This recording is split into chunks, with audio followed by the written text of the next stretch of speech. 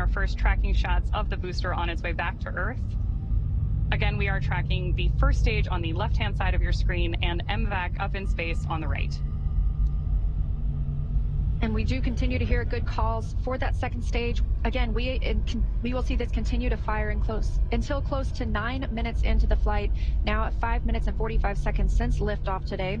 This is accelerating Dragon to more than 17,000. SpaceX, nominal trajectory.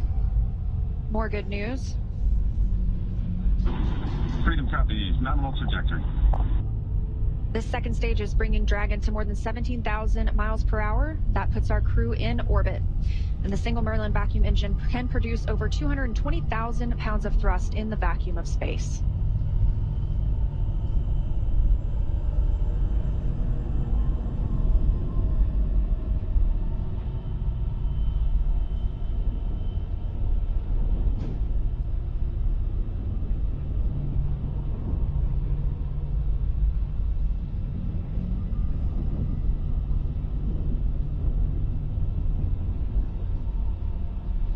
Stage 1 does perform 3 burns on its way back to Earth. The first is the boost back burn, followed shortly thereafter by the entry burn.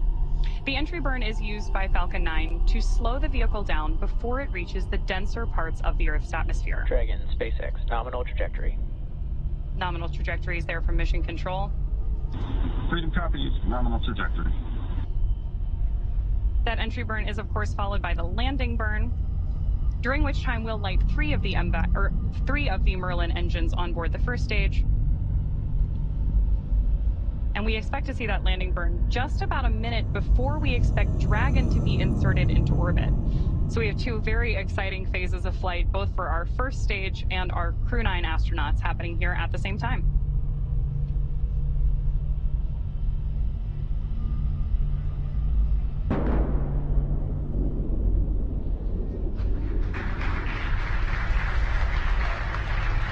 Stage 2, FTS has based.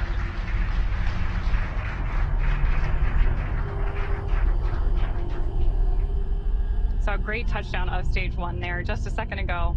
And now, of course, we are continuing to follow our Crew-9 astronauts on their way to space. And we continue to get good calls for this second stage, that Merlin vacuum engine continuing to fire and propel our crew, now moving over 12,600 miles per hour and 611 miles downrange. Just over 8 minutes since liftoff today, so we are expecting to see this continue to fire until just about the 9-minute mark, at which point this engine will cut off. And of course, Dragon will coast for a few minutes, still attached to the second stage.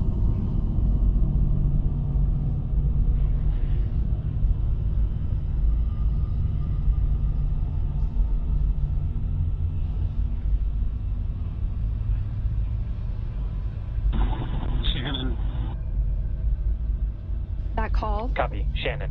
That call is for Shannon, Ireland. That would be the abort zone if we were to abort at this point in the flight. However, we are continuing to hear good calls about Dragon's performance. MVAC shutdown. Confirmation of the Merlin vacuum engine shutting down. Dragon, SpaceX, nominal orbit insertion.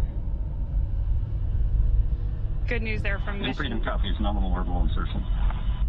From Mission Control and our crew that we have had nominal Dragon, orbit insertion. SpaceX, launch escape system disarmed. Freedom copies, LES disarmed.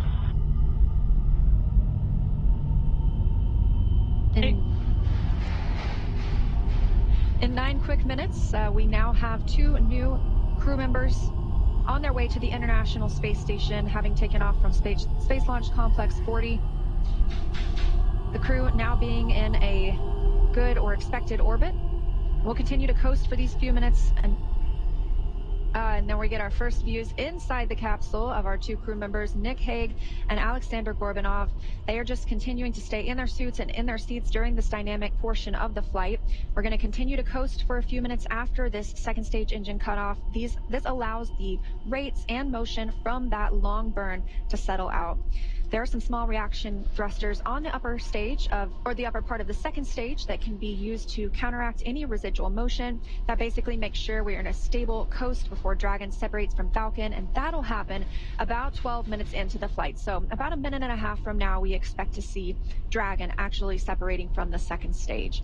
Again, we did hear the crew has been successfully inserted into a good orbit. And again, this is them now in microgravity, one of them, Alexander Gorbanov, for the very first time.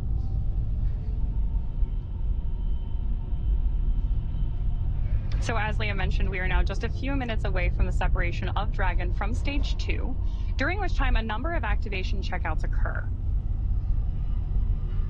Automatically, first we're going to be checking out 12 of the Draco maneuvering thrusters, all around the service section of the Dragon spacecraft. We're also, of course, going to get ready for that nose cone opening, which will allow Dragon to dock with the International Space Station about 28 hours from now. The nose cone stays closed for the flight uphill to help protect against all of the guidance, navigation, and control sensors and Dragon's docking adapter. It's also covering 4 of our Draco thrusters that will be used for the majority of different phasing burns required as Dragon chases down the space station. We are currently standing by for that separation, which could happen anytime in the next couple of minutes.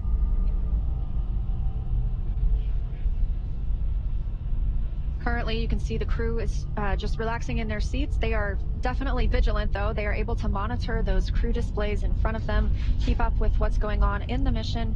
They could take control if they needed to. However, it's been a seamless ride to space today. Good views there, looking up into Dragon's trunk, looking at the heat shield on the bottom of Dragon that Crew-9 will use when it returns home early next year.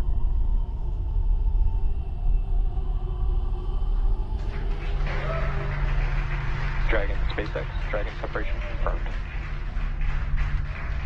There. And Freedom copies, good separation. There you heard from Mission Control. Both Dragon, Chief Engineer on Countdown 1. Nick, Alex, on behalf of the entire team, we thank you for flying with Falcon 9 today and wish you a great mission. And Freedom, this is Launch Director on Countdown. On behalf of the entire SpaceX Launch and Recovery team, I'd like to extend our congratulations to the entire Crew-9 team. Zena, Stephanie, Nick, Alex, Butch, and Sunny. It's an honor to be a part of this mission with all of you. I'd also like to give a shout out to the Falcon 9 Crew-9 combo. The best bundle in the league, baby. Godspeed, Crew-9. Let's watch my favorite part again, shall we?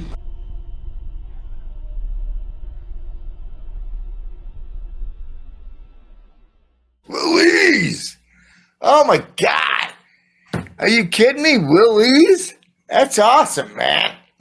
That's old school right there, man.